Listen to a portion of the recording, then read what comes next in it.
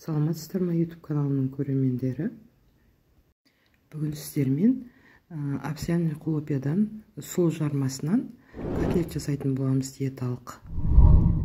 Видеоның соңына дейін көріп, лайк басып, комментарий жазып, каналға тіркеліп отырыңыздар. Кашадан жалыққан кезіңізде осындай жеңіл котлет жасап жесеңіздер, балаларға берсеңіздер болады. Сонымен бізге керегі овсяный хлопья, сұлы жармасы 200 грамдай алғалы отырмын. Бұдан қызыл бұрыш, тұз, сыр қосқалы, арасына сыр салғалы отырмын. Картоп, пияз, бір ғана сарымсақ керек. Алдымен біз мынаның ішінде 400 грамм, мен бір 200 грамм істегелі жатырмын.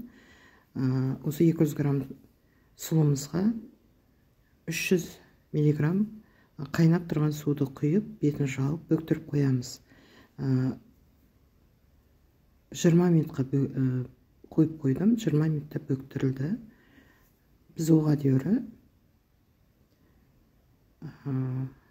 картопымызды түркіден өткіземіз. Өте майдасынан өткіздім.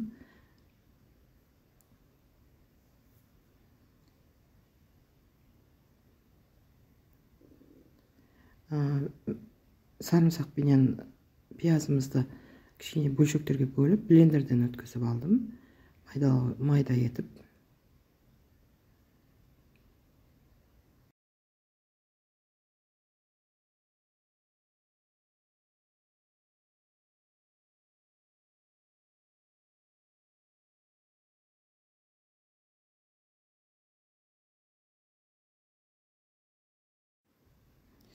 Міне пиязымыз бен сарымсағымызды майдалап алдық, блендерлеп. Енді сырымызды бөлшектерге бөліп дайындап қоямыз. Ортасына салуға өте дәмді шығады.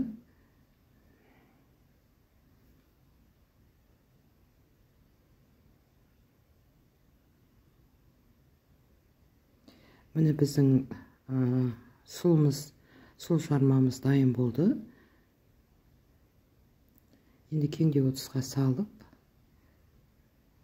осыдан котлет жасайтын боламыз. Блендерленген пиязымызды, сарымсағымызбен, картопымызды суынан сырғытып алатын боламыз. Сырғытып, сүйіп кетпеу үшін кашамызды. Міне осылай қатты сығып алыңыздар. Тұзымызды дәміне қарап саламыз. Қызыл бұрышымызды салатын боламыз. Сөйтіп жақсылап араластырып, азғанағыдан майға құйып,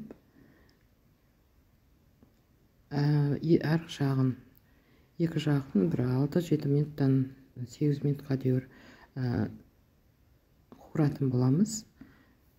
Міндетті түрде қақпағын жауып қоятын боламыз қуырып атқанда.